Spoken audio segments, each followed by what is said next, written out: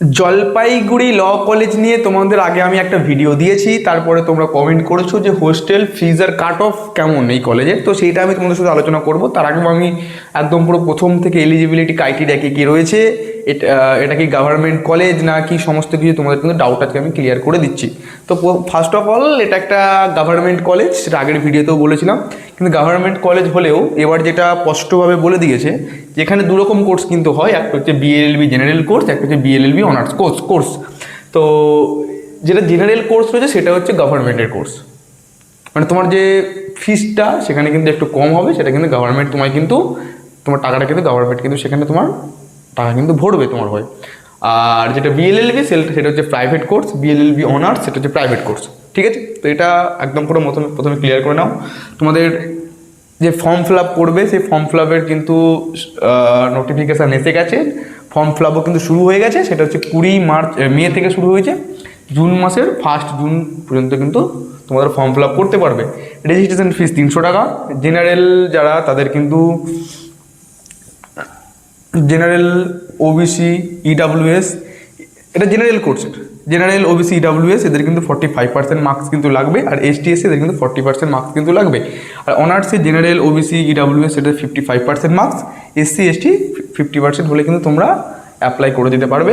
আর percentage calculation এটা নিয়ে তোমাদের ডাউট থাকে যে বেস্ট অফ 4 সাবজেক্ট যেটা থাকবে তোমার এইচএসের রেজাল্টে, যে 4টে সাবজেক্ট তোমার রয়েছে, সেই বেস্ট অফ 4 যে 4টে সাবজেক্টে তুমি বেশি নাম্বার পেয়েছো, সেই 4টে সাবজেক্টের নাম্বার কিন্তু ধরে নেওয়া হবে। এর মধ্যে ইংলিশটা কিন্তু কম্পালসারি, ইংলিশে তুমি যদি কম নাম্বার পাও ইংলিশ কিন্তু অ্যাড করা হবে। মোটামুটি এই জিনিসগুলো একটু ভালো করে দেখবে, এইগুলো থাকলে কিন্তু তুমি অ্যাপ্লাই করে দিতে পারবে। একটা এজ লিমিট দেওয়া হয়েছে, এজ লিমিট হচ্ছে ম্যাক্সিমাম 20 ইয়ার্স। ঠিক আছে, তোমার হচ্ছে এইটা জেনারেলদের জন্য। ঠিক আছে, আর তোমার হচ্ছে জুলাই মাসের 1 তারিখ 2026 এই সালটা থেকে কিন্তু ক্যালকুলেশন করা হবে।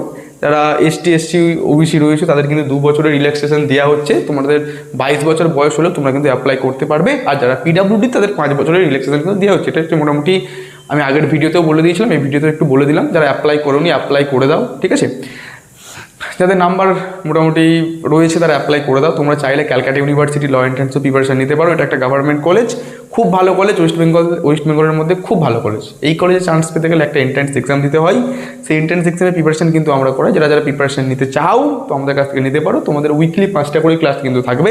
তোমাদের যেটা সিলেবাস মোটামুটি 5টা সাবজেক্ট রয়েছে, একটা হিউজ সিলেবাস। তো সেই সিলেবাসটা তোমাদের শেষ করতে গেলে 2-3টে ক্লাসে কিন্তু সম্ভব নয়, কমসে কম 5টা ক্লাস। আমাদের নতুন ব্যাচ কিন্তু শুরু হয়েছে, সেখানে কিন্তু তোমরা জয়েন করতে পারো। সেকেন্ড ব্যাচ কিন্তু শুরু হয়েছে, সেখানে কিন্তু তোমরা জয়েন করতে পারো। জয়েন করার জন্য তোমাদের কিন্তু এই নাম্বারে 9832180219 এই নাম্বারে কিন্তু তোমাদের কন্ট্যাক্ট করে নিতে হবে। ঠিক আছে, হোয়াটসঅ্যাপ বা তোমার হচ্ছে তোমার ফোন করে নেবে। ঠিক আছে, এবার যেটা আসি হোস্টেল ফিস কাট অফটা তোমাদের বলি। আমি অনার্স আর জেনারেল দুটোকে মোটামুটি একসাথেই তোমাদের দেখাবো। এটা একটা অ্যাপ্রক্স কাট অফ, যেটা তোমরা ধরে চলতে পারে। এদিক ওদিক একটু হতে পারে, কিন্তু বেশি এদিক ওদিক হবে না। জেনারেলদের যারা 85% মার্কস পেয়েছো বা 85%-এর উপরে যারা পেয়েছো তারা কিন্তু ধরে নাও তোমরা জলপাইগুড়ি ল কলেজে চান্স পেয়ে যাবে। এসটিদের ব্যাপারটা হচ্ছে 65 to 75 এর মধ্যে কিন্তু কাট অফ যেতে পারে।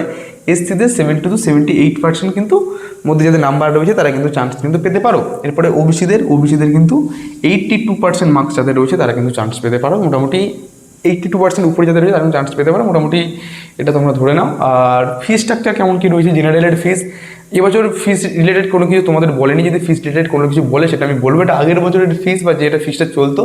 জেনারেলদের ফিস ছিল হচ্ছে 10,000 থেকে 15,000 সেমিস্টার, 10,000 থেকে 15,000 সেমিস্টার। আর অনার্সের 13 থেকে 16,000 টাকা সেমিস্টার। ঠিক আছে, সমস্ত কিছু সেমিস্টারের তারপরে এক্সাম ফিসটি সব কিছু মিলিয়ে এটা কিন্তু এর বেশি কিন্তু তোমাদের পড়বে না। এটা কিন্তু আগের বছরে ছিল, এবছরে আপডেট করলে আমি তোমাদের জানিয়ে দেবো। আর তোমাদের তো ক্যালকাটা ইউনিভার্সিটি ল এন্ট্রান্সের যে ফ্রি গ্রুপ, যেখানে আমাদের daily current affairs GK post করা হয়, সেখানে লিঙ্ক তো নিচে দেওয়া রয়েছে, সেখানেও তুমি কিন্তু জয়েন হয়ে যাও। আর এনবিইউ রিলেটেড তোমাদের সেমিস্টার ক্লাস থেকে শুরু করে সমস্ত কিছু গাইডেন্স কিন্তু আমাদের কাছে তুমি পেয়ে যাবে। অ্যাডমিশনে কোনো কিছু প্রবলেম হচ্ছে তার জন্য কিন্তু নিচে দেওয়া গ্রুপটায় কিন্তু জয়েন হয়ে যাও। দুটো গ্রুপের লিঙ্ক কিন্তু নিচে দেওয়া রয়েছে, সেই গ্রুপে জয়েন হয়ে যাও। আর হোস্টেলের ব্যাপারটা নর্থ বেঙ্গল ইউনিভার্সিটির মেন ক্যাম্পাসের কিন্তু হোস্টেল ছিল, সেটা কিন্তু তোমাদের আমি বলে দিয়েছিলাম। জলপাইগুড়ি ল কলেজে কিন্তু তোমাদের কোনো কিন্তু হোস্টেল নেই, সেখানে কিন্তু তোমাদের রুম রেন্ট নিয়ে কিন্তু থাকতে হতে পারে। ঠিক আছে, তো মোটামুটি আশেপাশে তোমরা রুম পেয়ে যাবে, সেখানে অত্যন্ত কম খরচ হয়। ঠিক আছে, তো মোটামুটি সেখানে তোমরা থাকতে হতে পারে। তো এই 3টে জিনিস ভালো করে তোমাদের বুঝিয়ে দিলাম। তো আজকের ভিডিও এইটুকুই, ভালো লাগলে চ্যানেলটা সাবস্ক্রাইব করে দেবে। আর একটা জিনিস তোমাদের তো বলাই হয়নি, আমাদের প্রায় 700 সাবস্ক্রাইবার কমপ্লিট হয়ে গেছে, আর 300টা সাবস্ক্রাইবার হলেই কিন্তু আমাদের 1K একটা ফ্যামিলি কমপ্লিট হবে। আমাদের 15 দিনের মধ্যে যদি আমাদের 300টা সাবস্ক্রাইবার পূর্ণ হয়ে যায়, তাহলে আমরা কিন্তু একটা ফ্রি স্পোকেন ইংলিশ কোর্স কিন্তু আনতে চলেছি, যে কোর্সটা শিখলে তোমাদের ইংরাজি নিয়ে কোনো রকম কোনো কিন্তু প্রবলেম থাকবে না, একদম পুরো টোটালি ফ্রি। সবাই কিন্তু সেখানে ক্লাস করতে পারবে, 6 মাসের কোর্স কিন্তু থাকবে। তো চ্যানেলটা সাবস্ক্রাইব করে দাও তোমাদের বেনিফিটের জন্য, আর ভিডিওটা ভালো লাগলে ভিডিওটা লাইক করে দাও, আর কোনো জায়গায় যদি বুঝতে প্রবলেম হয় কমেন্ট করে দাও।